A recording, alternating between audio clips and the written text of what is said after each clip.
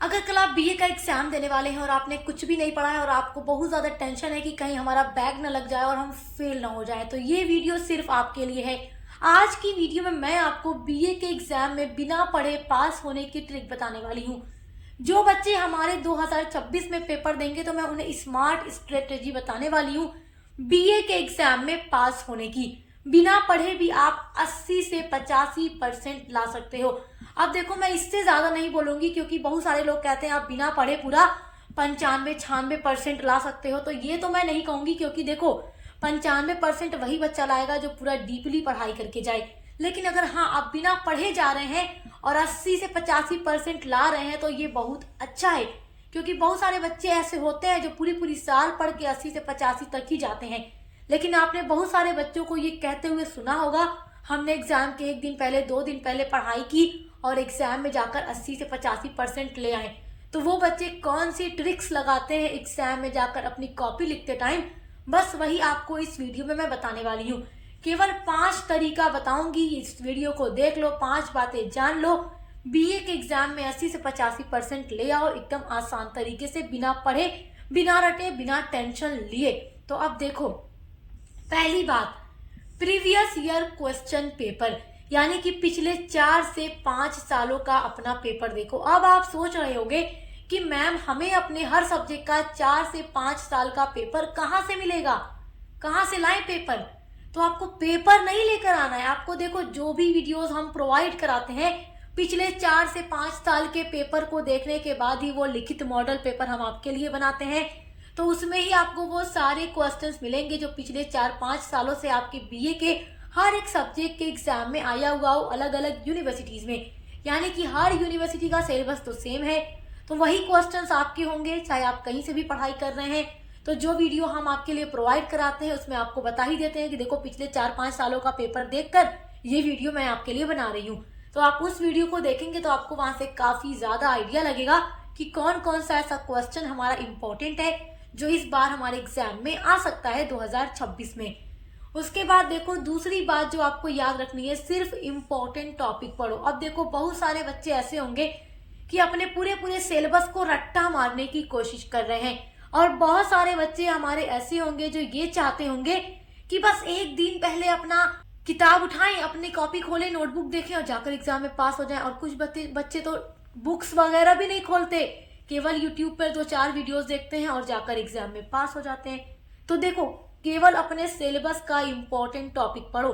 जैसे कि मान लो आप हिस्ट्री पढ़ रहे हो, या आप इंग्लिश लिटरेचर पढ़ रहे हो, आप पॉलिटिकल साइंस पढ़ रहे हो, कोई भी बीए का आपका सब्जेक्ट है, तो आपने अपना सिलेबस देखा हुआ है, ठीक है। आप बिना सिलेबस देखे एग्जाम में मत चले जाना, वरना फेल तो हो ही जाना है।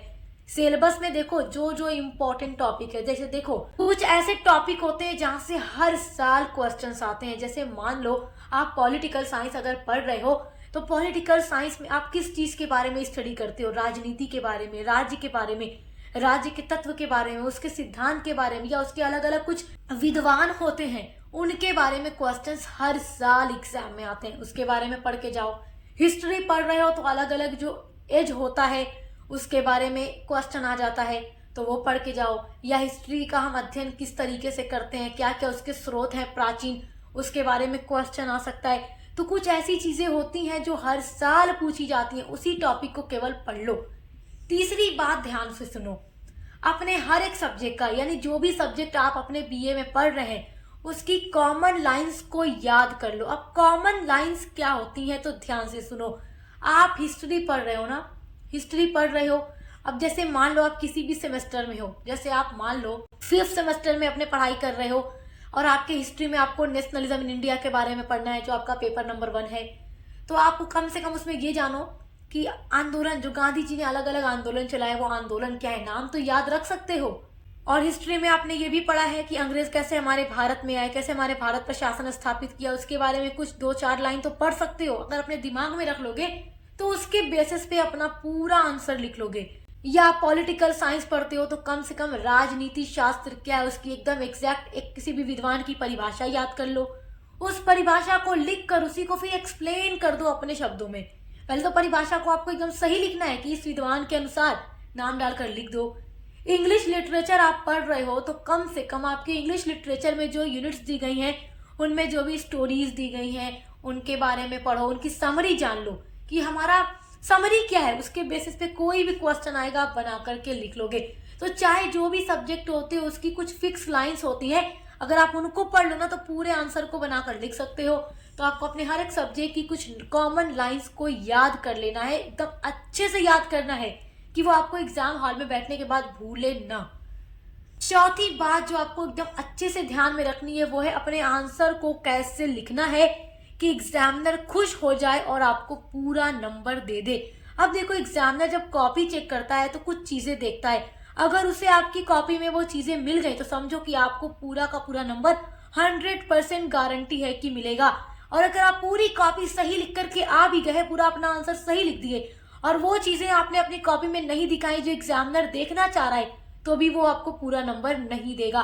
तो क्या क्या चीजें एग्जामिनर कॉपी चेक करते टाइम चेक करता है, क्या देखता है, वो आप ध्यान से सुनना। देखो, एग्जाम में दो तरीके के बच्चे होते हैं। एक बच्चा ऐसा होता है जो पूरा पूरा चैप्टर पढ़ करके जाता है, लेकिन एग्जाम टाइम में लिखते टाइम केवल लिखता जाता है, लिखता जाता है, लिखता जाता है। ना कहीं हेडिंग है, ना कहीं हेडलाइन है, ना कहीं अंडरलाइन है, ना आंसर में पॉइंट्स है, ना कोई कंक्लूजन है, ना डायग्राम है, कुछ भी नहीं है।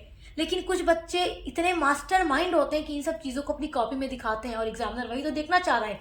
अब जैसे देखो, प्रेजेंटेशन का मतलब है फुल मार्क्स।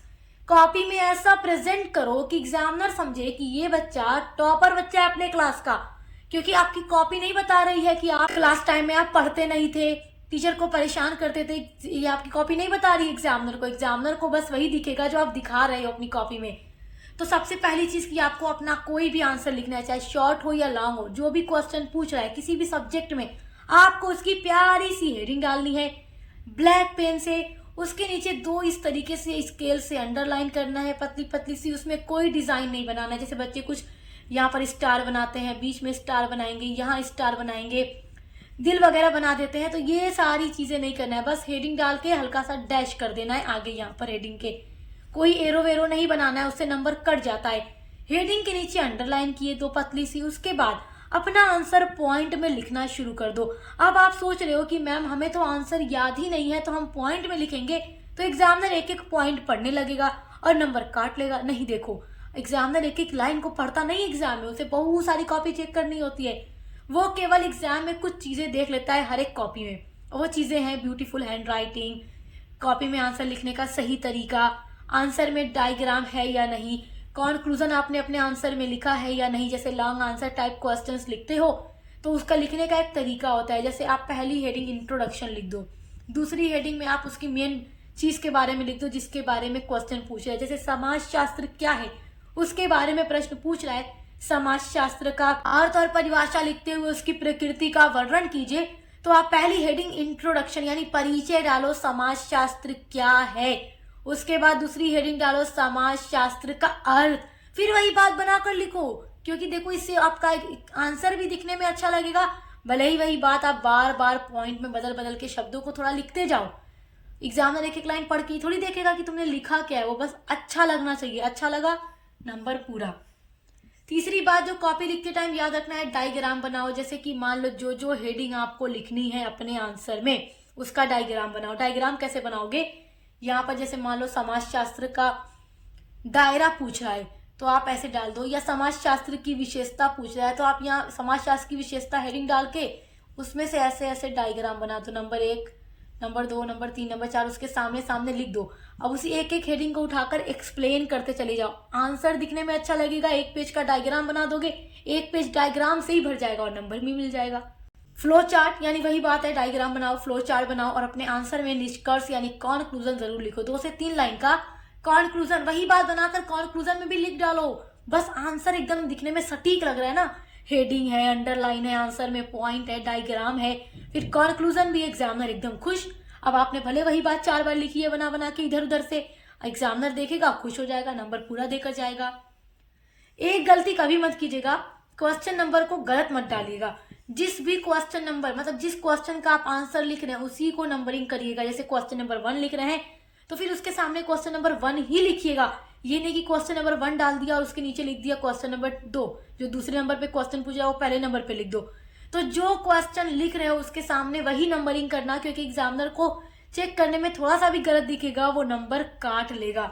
और ये सारी चीजें ही एग्जामिनर कॉपी चेक करते टाइम देखता है कि आंसर कैसे लिखा गया है, क्वेश्चन नंबर सही डाला है या नहीं डाला है। और पांचवी जो बात आपको ध्यान रखनी है वो ये है कि कोई भी क्वेश्चन आपको छोड़ करके नहीं आना है। जो क्वेश्चन आपको नहीं याद है उसको इसी तरीके से बना बना कर लिखते जाना है। क्वेश्चन को पढ़ना है, पढ़कर कोई भी एक शब्द आपके समझ में आ रहा है कि हाँ हमने अपने सिलेबस में इसके बारे में कुछ तो पढ़ा था तो उसके बेसिस पे बना के लिखो। और हमारे चैनल पे तो सारी वीडियोस अपलोड है, जो भी सब्जेक्ट आप पढ़ते हो, किसी भी सेमेस्टर में पढ़ते हो, सभी पर वीडियो अपलोड है, तो आप देख कर पढ़ सकते हो। और नहीं पढ़ा है तो आपको कुछ यही ट्रिक्स लगा देनी है, लेकिन सिलेबस को जानते रहोगे तभी बनाकर इस तरीके से लिख पाओगे, अपने इन ट्रिक्स को एग्जाम में अप्लाई कर पाओगे। अब कुछ भी नहीं पता है कि सिलेबस ही क्या है तो फिर एग्जाम क्या ही बनाकर लिख सकते हो। तो कम से कम सिलेबस जान लेना, पहली यूनिट के बारे में थोड़ा सा पढ़ लेना, क्योंकि पहली यूनिट से ज्यादातर क्वेश्चन आते हैं। अब देखो, कोई भी आंसर आपको छोड़कर नहीं आना है। मान लो कि आपसे कहा गया है कि पूरा मिलाकर 15 आंसर आपका होना चाहिए, अति लघु लघु दीर्घ को मिलाकर। अब आप लिख कर आए हैं 14, 12, 13। एग्जामिनर आंसर को काउंट करेगा। अब काउंट करते ही उसे कुछ नंबरिंग कम आई, नंबर काट लेगा, क्योंकि वो समझ जाएगा पढ़ने वाला बच्चा कभी क्वेश्चन छोड़कर नहीं जा सकता। वो गलत ही लिख कर जाएगा, मगर लिख कर जाएगा ताकि जब एग्जामिनर कॉपी में आंसर काउंट करे तो पूरा टोटल आंसर उसको मिले। तो इसलिए ये बात याद रखिएगा। और एक लास्ट बात जो आपको याद रखनी है, अपना आंसर लिखते टाइम कॉपी में कट पिट नहीं करना है। कुछ बच्चे लिखते लिखते ऐसे ऐसे कट करते हैं, तो ऐसे कट मत कीजिएगा। कट करेंगे गंदा लगेगा, एग्जामिनर की नजर पड़ेगी, वो पढ़ने लगेगा। आप गलत लिखे रहोगे, पढ़कर नंबर काट लेगा। गलत हो गया छोड़ो और आगे लिखते चले जाओ, ठीक है, ताकि एग्जामिनर की नजर एक लाइन पर ना पड़ जाए कि नंबर आपके कट जाए। तो इन बातों को अगर फॉलो करके आप एग्जाम में अपना आंसर लिखते हो तो मैं ये 100% गारंटी देती हूँ कि अगर आपको थोड़ा कुछ भी याद होगा, पूरा सिलेबस नहीं याद होगा, तो भी आप अपने एग्जाम में 80 से 85% नंबर लेकर आ सकते हो। तो आई होप कि आपको वीडियो हेल्पफुल लगी है तो वीडियो को लाइक कमेंट शेयर कीजिएगा। और अगर आप चाहते हैं कि हम एकदम पढ़ कर जाएं, हर एक चीज सटीक आपको याद हो, तो उसके लिए success master point YouTube channel पर विजिट जरूर कीजिएगा, क्योंकि इस चैनल पर बीए के हर एक सेमेस्टर के हर एक सब्जेक्ट की क्लासेस न्यू सिलेबस के अकॉर्डिंग कराई जाती हैं। तो अब मिलते हैं अगली वीडियो के साथ।